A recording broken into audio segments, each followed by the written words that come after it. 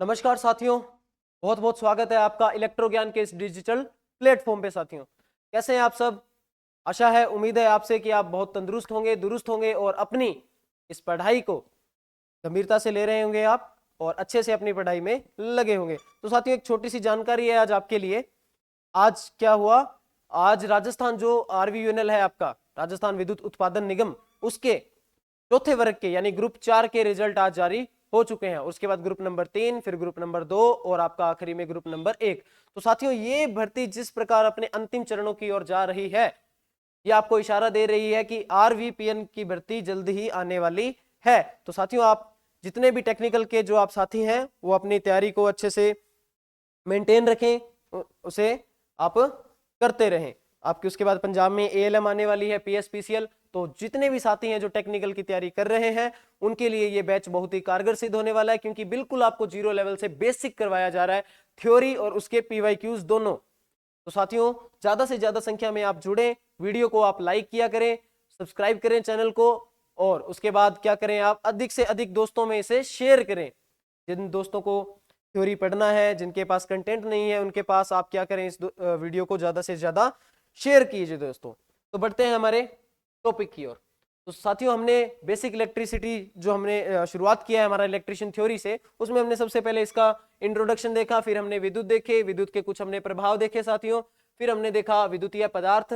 पदार्थ हमारे पास दो प्रकार के थे, एक विद्युतीय और एक चुंबकीय। तो उसमें हमने विद्युतीय से पढ़ना शुरू किया था। विद्युतीय हमारे पास सबसे पहला आया चालक साथियों, इसे आप पढ़ चुके हैं और नोट्स आप साथ के साथ बनाते चलें, ये आपके लिए बहुत कारगर सिद्ध होंगे, क्योंकि थ्योरी का पोर्शन आप जितना अच्छे से कवर करेंगे, थ्योरेटिकल क्वेश्चन आपसे होने लगेंगे और इस थ्योरी के लॉजिक से ही आपके साथ न्यूमेरिकल वाले क्वेश्चन होने लगेंगे। उसके बाद हमने देखा साथियों अचालक पदार्थ, उसके बाद हमने देखा अर्धचालक पदार्थ। कुछ हमने अर्धचालक पदार्थ देखने के बाद हमने क्या देखा, थ्योरी मतलब इलेक्ट्रॉन के बारे में हमने कुछ पढ़ लिया था। हमने फिर पढ़ा साथियों आवेश के बारे में, और कल हमने पढ़ा कि दोस्तों ये जो हमने पढ़ा था ना कि हाई करंट और लो, इसमें आप क्या लिख सकते हैं कि हाई वोल्टेज के साथ आप किसका प्रयोग करते हैं, लो फ्रीक्वेंसी का। फ्रीक्वेंसी यानी आवृत्ति,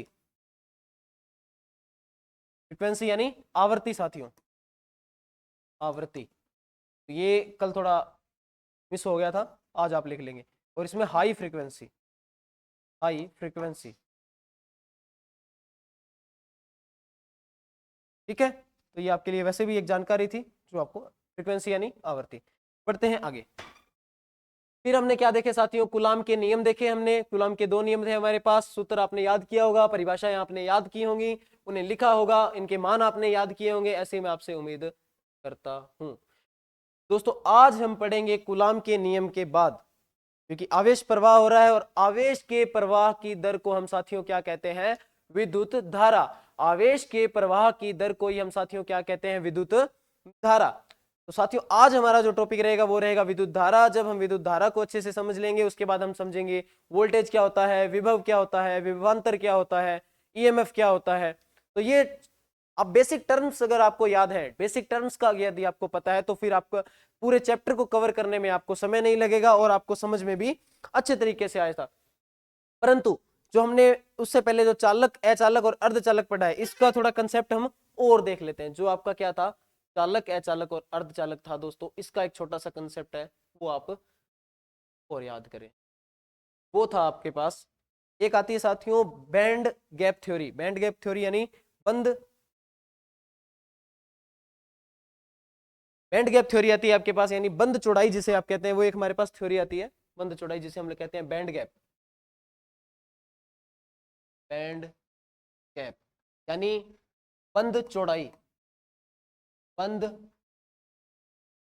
चौड़ाई, ये हमारे पास कंसेप्ट आता है। इसके आधार पर हम जो विद्युतीय पदार्थ हैं उनको बांट सकते हैं किसमें, चालक, अचालक और अर्धचालक में। दोस्तों, दो बैंड होते हैं हमारे पास, एक होता है हमारे पास चालन बैंड और एक होता है हमारे पास संयोजी बैंड। एक होता है हमारे पास चालन बैंड और एक कैसा, संयोजी बैंड। तो सबसे पहले हम देखेंगे चालक के बारे में। एक था हमारे पास चालक, एक हमारे पास अचालक, अचालक और एक कुचालक, सॉरी अर्धचालक, अर्धचालक। तीन पदार्थ है हमारे पास, तो तीन पदार्थों के बारे में अब हम देखेंगे। आपके पास चालक, अचालक और अर्धचालक।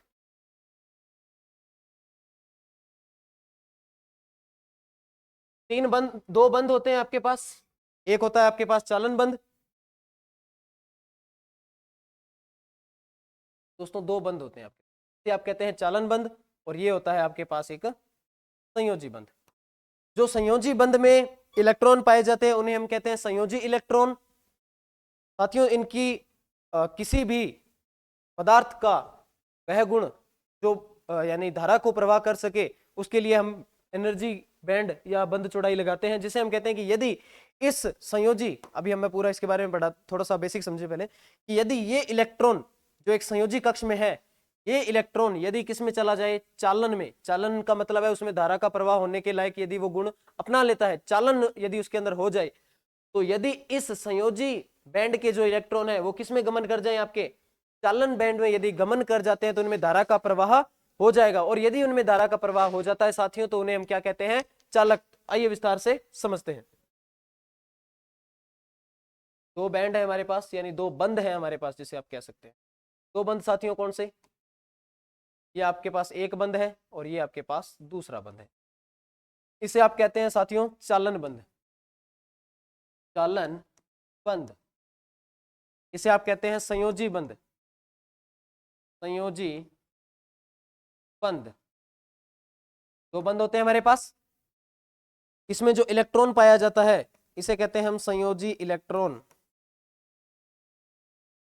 हमने देखा था कि परमाणु की जो बाहरी कक्षा है, जो परमाणु की बाहरी कक्षा है उसमें पाए जाने वाले इलेक्ट्रॉन को हम क्या कह रहे थे, संयोजी इलेक्ट्रॉन या मुक्त इलेक्ट्रॉन। और यदि वह इलेक्ट्रॉन प्रवाहित हो जाए तो धारा का प्रवाह हो जाए, क्योंकि हम पढ़ते हैं कि धारा के प्रवाह यानी इलेक्ट्रॉन के प्रवाह को हम धारा कहते हैं। ये परिभाषा पूर्ण रूप से सही नहीं है, इसमें कुछ करेक्शन है जो हम करेंगे। ठीक है, ठीक है, आगे बढ़ते हैं।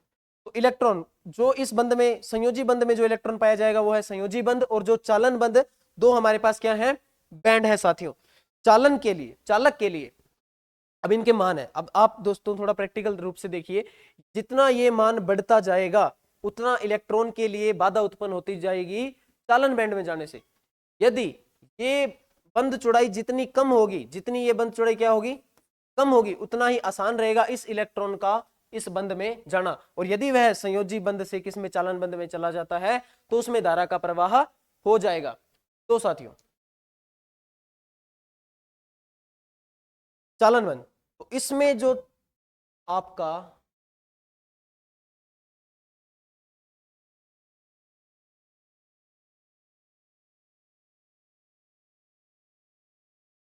जो ये बंद है, संयोजी बंद, कैसा बंद, संयोजी बंद जो है, इसके बीच में जो गैप होता है वो बिल्कुल ही कम, यानी न्यूनतम आप कह सकते हैं। ये कैसा बंद था हमारे पास, संयोजी बंद, संयोजी बंद। ठीक है, इसके बीच के मान को, जो इसके बीच की ये मान, इसे हम कहते हैं डेल्टा वी, या फिलहाल के लिए याद रखेंगे। इसमें जो इलेक्ट्रॉन पाया जाएगा वो संयोजी इलेक्ट्रॉन। कौन सा इलेक्ट्रॉन, संयोजी, संयोजी इलेक्ट्रॉन। तो साथियों जो जो डेल्टा वी का मान होता है, ऊर्जा अंतराल, इसे हम कहते हैं ऊर्जा अंतराल। तो जो ये इसका ऊर्जा अंतराल है, ये क्या होता है, बहुत ही कम होता है, जिसकी वजह से इलेक्ट्रॉन एक बंद से दूसरे बंद, अर्थात आपके चालन बंद से, सॉरी वैलेंस बंद से चालन बंद में गमन कर जाता है। तो इसके मान जो डेल्टा वी, इसे हम कहते हैं ऊर्जा अंतराल। क्या बोलते हैं इसे हम, ऊर्जा अंतराल। कितना होता है ऊर्जा अंतराल इसके लिए, डेल्टा वी का मान साथियों, डेल्टा वी का मान होता है 0। डेल्टा वी का मान इसमें क्या हो जाता है आपके लिए, 0 हो जाता है। ठीक है साथियों, आगे बढ़ते हैं। डेल्टा वी का मान 0 हो जाने पर, तो ये आप किसके लिए याद रखेंगे, चालक के लिए। एक साथियों और जानकारी आपके लिए जो आपको बहुत ही सहायता करेगी कि इन चालकों के बीच में कैसा बंध बनता है, चालकों के बीच में कैसा बंध बनता है। तीनों के बीच में हम देखेंगे कि कैसा बंध बनता है। अचालक पदार्थ में कैसा बंध बनता है, आपके अर्धचालक पदार्थ में और अचालक पदार्थ में। सबसे पहले आपके पास कौन सा है, चालक। तो चालक में जो बंध बनेगा साथियों आप इसे स्टार मार्क करेंगे। जो इसमें बंध बनता है वो बनता है धात्विक बंध, धात्विक बंध। क्वेश्चन पूछा जा सकता है कि चालकों में बनने वाले बंध मतलब बताइए कि कौन सा बंध बनता है किसके बीच में, आपके चालकों के बीच में, तो दो चालकों के बीच में कैसा बंध बनता है हमेशा ही? धात्विक, जिसे आप इंग्लिश में कहते हैं मेटेलिक, मेटेलिक बॉन्ड। याद रहेगा साथियों आपको, धात्विक बंध बनता है किसके बीच में? चालक के बीच में। उसके बाद आपके पास क्या है? के बाद साथियों आपके पास आता है कौन? अचालक। तो अचालकों के बीच में कौन सा बंध बनता है? सहसंयोजी बंध। कैसा बंध बनता है साथियों? सहसंयोजी बंध। मतलब ये इलेक्ट्रॉन का क्या करते हैं? साझा करते हैं। तो सबसे पहले हम इसकी बैंड गैप थ्योरी देख ले।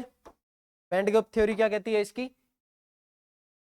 अचालक पदार्थ जो है, सबसे पहले हम अर्धचालक देखते हैं साथियों, क्योंकि अचालक में धारा का प्रवाह नहीं होता, तो ये इसका कंसेप्ट आपको समझाना आसान रहेगा। सबसे पहले हम देखते हैं अर्धचालक के बारे में। अर्धचालक में साथियों ये जो बंध होते हैं,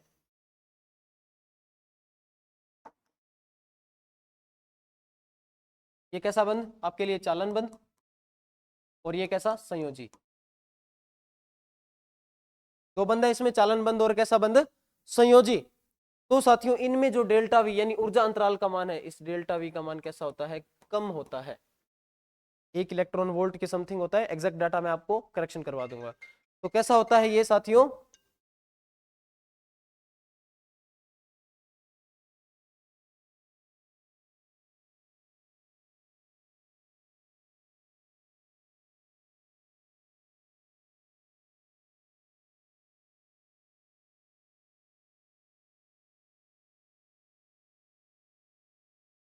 ये क्षमा प्रार्थी हैं साथियों आपके लिए, आपका समय बहुत ही महत्वपूर्ण है। तो पढ़ते हैं हम आगे। तो इसके लिए डेल्टा वी यानी ऊर्जा अंतराल का मान कितना होता है? बहुत ही कम होता है। किसके लिए? आपके अर्धचालक पदार्थों के लिए कम होता है। इसका मतलब कम होता है, इसका मतलब यदि इनमें सेमीकंडक्टर में हमने कल क्या देखा था कि 0 केल्विन से जब हम इसका तापमान बढ़ा देंगे, तो 0 केल्विन से इसका तापमान बढ़ाने पर इसमें क्या हो जाएगा? जब हम इसका ताप बढ़ाएंगे, क्या बढ़ाएंगे इसका हम? टेम्परेचर। जब भी हम इसका टेम्परेचर बढ़ाएंगे तो इसका ऊर्जा अंतराल और कम हो जाएगा, जिससे इसमें जो इलेक्ट्रॉन होगा, संयोजी इलेक्ट्रॉन, वो किसमें चला जाएगा? आपके चालन बंध में, और इसमें धारा का प्रवाह हो जाएगा। तो ये आपको याद रखना। उसके बाद अब बच्चा साथियों आपके पास कैसा पदार्थ? अचालक पदार्थ। कैसा पदार्थ? अचालक पदार्थ। उससे पहले आपको ये याद रखना कि अर्धचालकों में कौन सा बंध बनता है, तो आप वहां करेक्शन करेंगे। सहसंयोजी बंध किस में बनता है आपका? अर्धचालकों में। कैसा बंध इसमें बनता है? अर्धचालकों में कैसा बंध बनता है आपके पास? सहसंयोजी बंध। कैसा बंध बनता है? ये आप स्टार मार्क करेंगे। सहसंयोजी बंध। सहसंयोजी बंध इनके बीच में, अर्धचालक पदार्थों के बीच में कौन सा बंध बनता है? सहसंयोजी बंध। उसके बाद है साथियों हमारे पास कैसा? अचालक पदार्थ। कौन सा पदार्थ? अचालक पदार्थ। अचालक पदार्थ, इसके बीच में एनर्जी गैप यदि, तो ये इसका चालन बंध और ये इसका,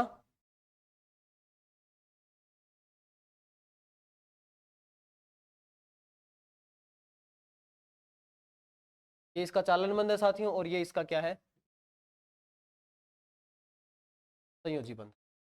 ये इसके लिए चालन बंध है, ये इसका संयोजी बंध। इसके लिए जो डेल्टा वी का मान होता है, यानी ऊर्जा अंतराल का मान होता है, वो सबसे अधिक होता है, सर्वाधिक अधिक होता है, बहुत ज्यादा। इसीलिए इसमें इलेक्ट्रॉन का फ्लो नहीं हो पाता और ये धारा का प्रवाह नहीं कर पाता। कितना होता है साथियों? तो आप ये याद रख सकते हैं कि 5 वोल्ट से अधिक। डेल्टा वी यानी ऊर्जा अंतराल आपके लिए कितना? 5 इलेक्ट्रॉन वोल्ट ऊर्जा। यहाँ पे आप क्या याद रखेंगे? अच्छी एक बात और आपके लिए याद आ गई, आप वो करेक्शन करें। क्या आप करेक्शन कर क्या होता है? सबसे पहले हम इसका मान लिख लें। 5 इलेक्ट्रॉन वोल्ट है, 5 इलेक्ट्रॉन वोल्ट। अब साथियों आप एक स्टार मार्क और कर सकते हैं यहाँ पे। क्या? कि ऊर्जा अंतराल का मात्रक। किसका मात्रक? अगर मैं यहाँ जगह बनाऊं,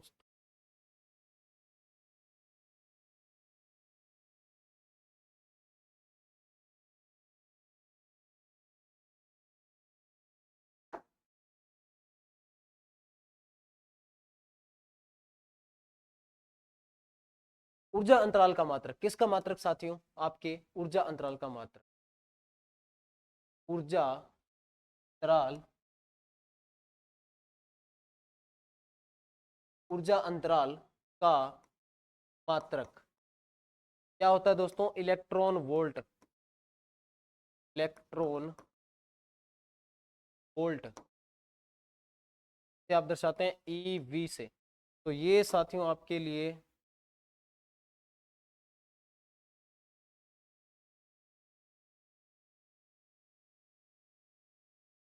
एक महत्वपूर्ण है।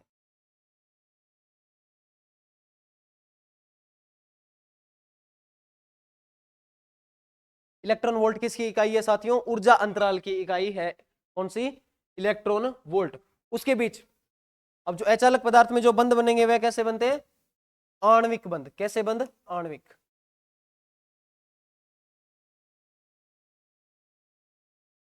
आणविक बंध।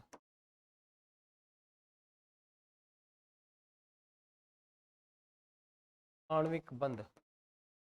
तो साथियों ये 3 प्रश्न आपके लिए तैयार है कि इनमें किस प्रकार के बंध बनते हैं, तो वो आप याद रखेंगे कितने बंध बनते हैं इनके बीच में। और इलेक्ट्रॉन वोल्ट यानी जो ऊर्जा की ऊर्जा अंतराल की जो इकाई है वो किसके लिए कितना मान रखती है। ठीक है साथियों, तो आज का हमारा जो टॉपिक बचता था वो है साथियों धारा। कौन सा था हमारे पास, धारा। ठीक है साथियों, हम थोड़ा सा धारा को आज देख लेते हैं कि हमारे पास धारा क्या होती है। तो धारा,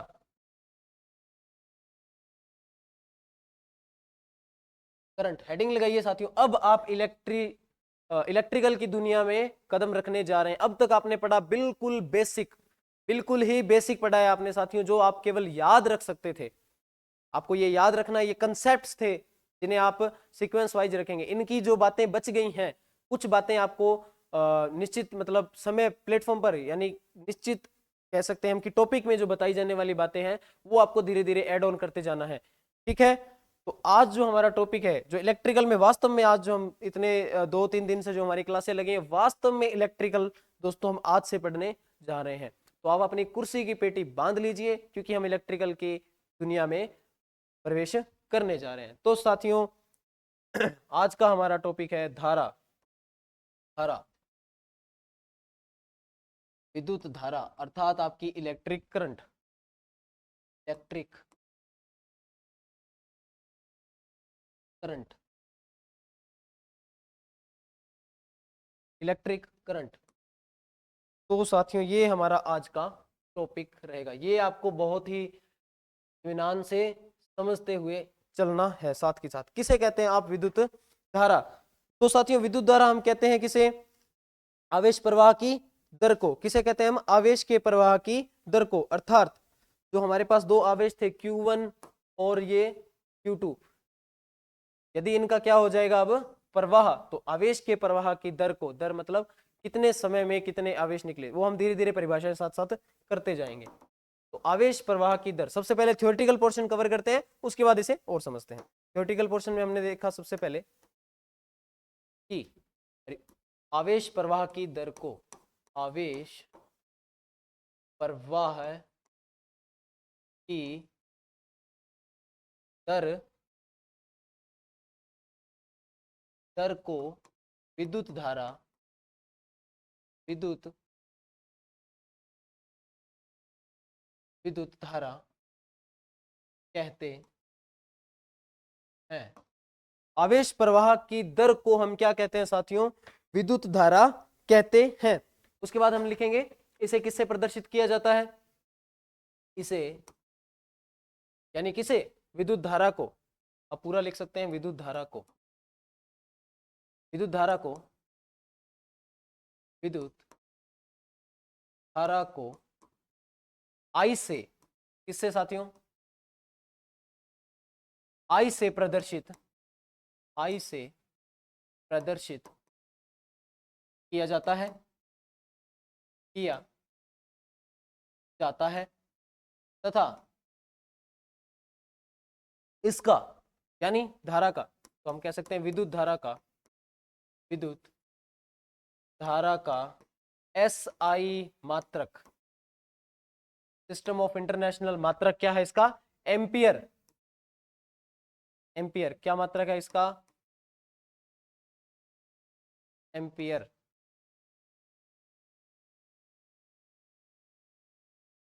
ये साथियों आप याद रखेंगे, एम्पियर मात्रक है इसका, और किससे प्रदर्शित किया जाता है इसको, आई से प्रदर्शित किया जाता है। एम्पियर, इसका ऐसा ही मात्रक क्या है, एम्पियर है, एम्पियर है। जैसे एम्पियर को आप किससे दर्शा देते हैं, ए से।